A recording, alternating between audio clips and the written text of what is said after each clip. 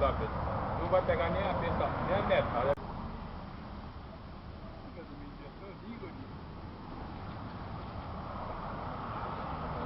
Meus amigos, boa tarde. Mais uma vez, nós estamos nos encontrando através desse vídeo para dar continuidade à série da palestra que tem como título O que é a Verdade. Hoje vamos abordar mais de um assunto. Nós vamos abordar temas sobre a ressurreição, celebração do sétimo dia e festa dos pães asmos. Mas inicialmente, eu quero dizer para vós todos que vêm acompanhando os vídeos, que esse livro que é chamado a Bíblia, é o livro que muitas pessoas leiam e acreditam que tudo que está escrito é verdadeiro. Não estou dizendo que não é, mas também não estou afirmando que é. Então nessa tarde tem uma pergunta aqui que está no quadro. O que deveria estar escrito? Essa pergunta eu estou formulando porque eu acredito que precisaria estar escrito algo que não está escrito nas Escrituras, né? Então vamos falar da ressurreição do Salvador. Veja o que está escrito em Mateus 28, verso 1. No findado sétimo dia, ao entrar o primeiro dia da semana, Maria Madalena e outra Maria foram ver o sepulcro. Aqui está afirmando no findado sétimo dia. Agora, ele botou sábado, mas aqui não é sábado, aqui é sétimo dia. Porque sábado é um dia anterior ao domingo, está no calendário solar e também se encontra no calendário luno solar da crença dos judeus. Mas aqui estava escrito sétimo dia. Sétimo dia não quer dizer sábado. Sétimo dia quer dizer de uma ordem de sequência ordinal, né? Mas sábado não quer dizer serviço. Sábado quer dizer descanso ou sabatum. Sábado ou sabatum quer dizer descanso. Agora, no livro de Marcos, no capítulo 16, versículo 1, também tem uma outra afirmação. Vamos ver o que está escrito lá. Passando-se o sétimo dia, Maria Madalena, Maria mãe de Tiago e Salomé compraram o aroma para ir embalsamá-lo. Continua afirmando que ao passar do sétimo dia, essas cidadãs compraram, diz muito bem, compraram o aroma para ir embalsamá-lo. Vamos continuar a leitura novamente. Vamos dar seguimento. No livro de Lucas, ele diz assim: mas no primeiro dia da semana, alta madrugada, aqui ele define um tempo, né? Chamando alta madrugada. Foram elas ao túmulo, levando os aromas que haviam preparado. Aqui já não diz que foram comprar. Significa que elas já estavam com o material para embalsamá-lo, mas diz que foi alta madrugada. Mas vamos ver, Levítico 23, 32. Ele diz o seguinte: sétimo dia de descanso solene vos será, então afligirei as vossas almas, aos 9 do mês, de uma tarde a outra tarde celebrarei o vosso sétimo dia. Então quer dizer, agora nós já sabemos que hora realmente havia terminado o sétimo dia, no pôr do sol. Quando ele diz de uma tarde a outra tarde, significa o quê? Há duas tardes.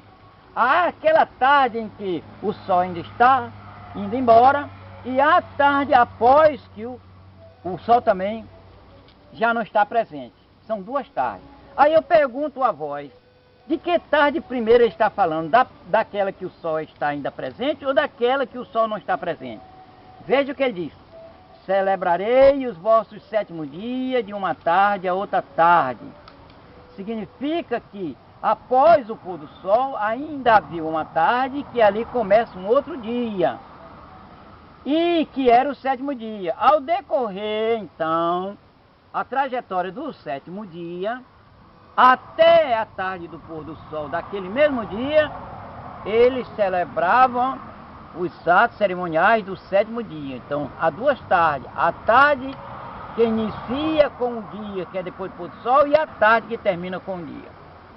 Então, nós entendemos que é dessa forma em que se celebra o sétimo dia. Mas aí vem uma pergunta.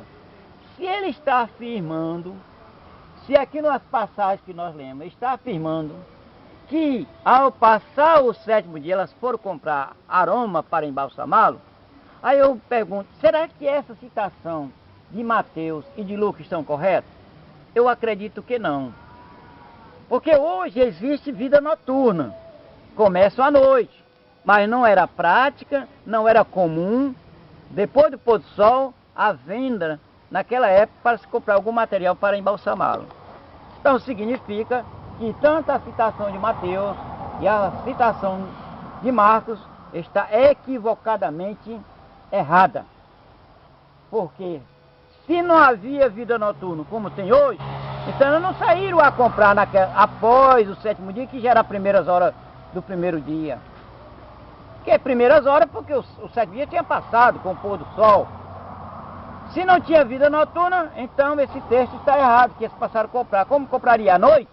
Não, se não tinha vida noturna, se não havia vida noturna, começa então não poder comprar. Então, certamente, eu vos afirmo que elas compraram naquele período em que ele havia morto no 6º dia, na preparação da Páscoa, daquele ano, daquele mês, pela qual efetuaram a matança do nosso Salvador.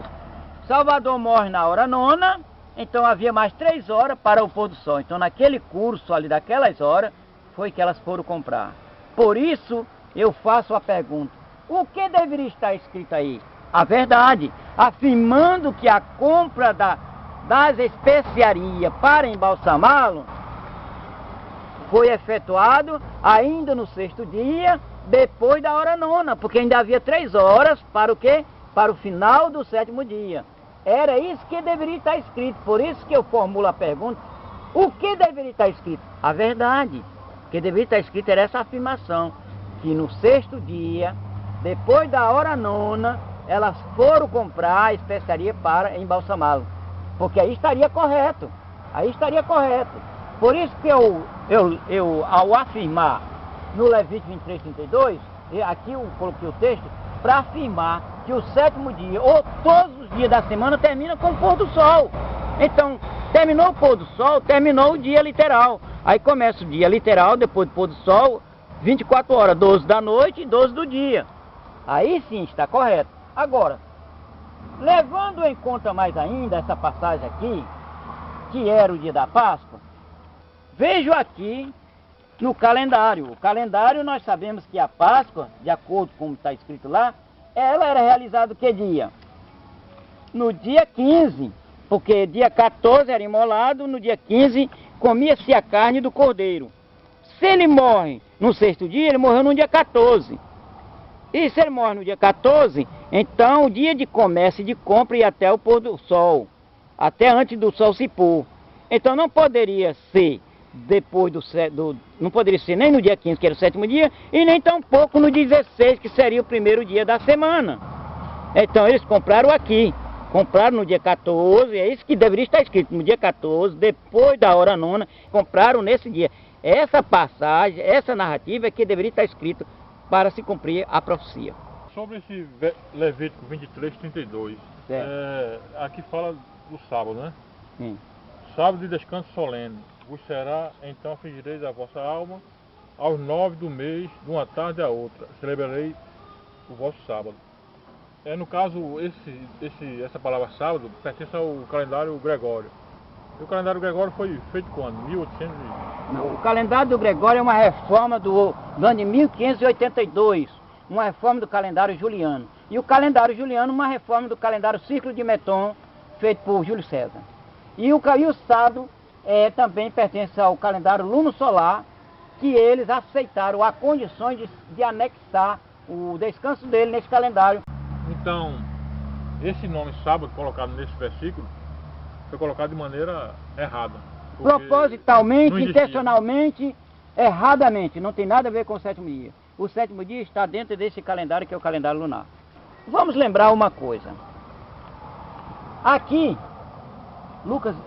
Levítico 3:32, como nós lemos, mostrando a celebração do 7º dia. Só que ele aqui não diz qual é o dia do mês. O dia que ele afirma aqui não está dentro desse calendário. Existe mais um erro, Porque no calendário lunar não tem nenhuma celebração no dia 9.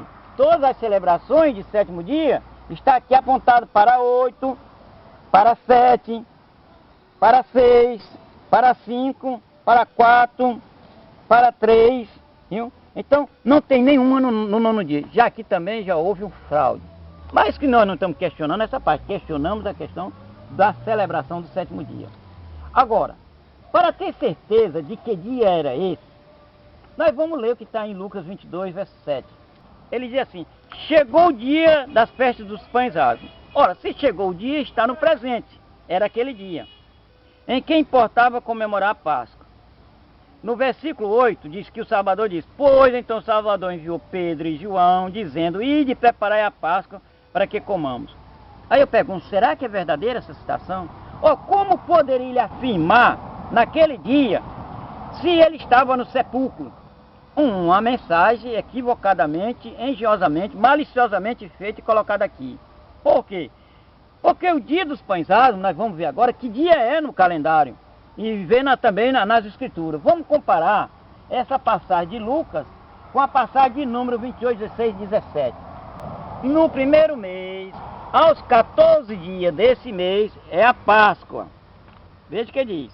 É a Páscoa. E aos 15 dias desse mês haverá festa de 7 dias e comerão pães asmos. Olha, aos 14 era a Páscoa. A Páscoa não poderia ser no sétimo dia. A Páscoa poderia só ser um dia de semana, porque se imolar um animal não poderia desrespeitar o sétimo dia. Então, toda a Páscoa era no dia 14, porque era o sexto dia, a véspera do sétimo dia, na segunda semana do primeiro mês. Se no sexto dia era imolado, naquele ano, naquele mês, naquela semana, o Salvador foi oferecido como sacrifício e foi morto. Então ele foi morto no sexto dia, no dia 14 do primeiro mês. Se ele foi morto naquele dia 14 do primeiro mês, como poderia afirmar em Lucas que naquela semana ele estava dizendo que preparasse a Páscoa no dia dos pães asmos? Se o dia dos pães asmos é no dia 15, veja o que diz aqui. Ele diz assim, Número 28, verso 17. Aos 15 dias desse mês haverá festa de 7 dias e comerão pães asmos. Olha, a partir do dia 15. O dia 15 até hoje do primeiro mês, no calendário sagrado, calendário lunar, é um sétimo dia. Ora, se o Salvador morreu no dia 14, como poderia estar afirmando no dia 15 um ato cerimonial, se ele estava no sepulcro? Então, mais uma coisa que está errada, que deveria estar escrito a verdade. Aí vem para a pergunta: o que deveria estar escrito? A verdade. Deveria estar escrito a verdade, e não Lucas 22, verso 7, que isso aí é mais um erro que está dentro da Escritura. Tudo que é erro é Bíblia. Tudo que é verdade é Escritura. Meus irmãos, aqui tem mais uma afirmação. Razões pelas quais não está escrito. Nós vamos ver isso em Jeremias 8:8. Como pois dizeis, naquela época, estavam reunidos em certo lugar, eles que diziam: como pois dizeis, somos sábios, e a lei do Criador está conosco. Esse que estava falando, estava se incluindo. Vê que ele diz: somos sábios. Ele está se incluindo. Pois com efeito a falsa pena dos escribas a converteram em mentira. Então, meus amigos, antes que existisse o chamado Novo Testamento, e antes que vós chamam o Velho Testamento, para mim não existe nem novo nem velho, existe a história das Escrituras. Então, já naquela época, o profeta ouvia a mensagem do Criador, passava para o povo, e o escriba deveria escrevê-la nos rolos, nos papiros, a mensagem pelas quais estava sendo dito por Criador e narrado pelo profeta. Mas ele já colocava propósito da sua consciência e da sua fé errônea. Porque naquela época, muitos daqueles que estavam no meio do povo do Criador já tinham uma prática errônea, porque já tinha absorvido mensagem de culturas pagãs, como diz vós, pagãs, que não estava de acordo com os ensinamentos do Criador dado ao profeta naquela época e repassado pelo povo. É por isso que, olha, razões pelas quais não está escrito, o que a pergunta é perguntado, o que deveria estar escrito? A verdade. E por que não está escrito? Porque em Jeremias 8:8, já escrita, a mensagem sagrada estava sendo profanada. Meus amigos, esse livro aqui deve ser examinada, mas devemos examiná-la, as escrituras, porém, não de toda consumi-la. Podemos examiná-la, tudo bem, mas não consumi-la, porque aqui tem verdade, tem erros. Como vós podeis compreender? No espírito da crença de muitos povos não vão entender, mas no espírito do Revavirê, aquele que buscar no espírito do Revavirê e do Revavirê Sheaim, esse tão certo compreenderão o verdadeiro significado das coisas que são sagradas e das coisas que são profanas, que estão aqui dentro.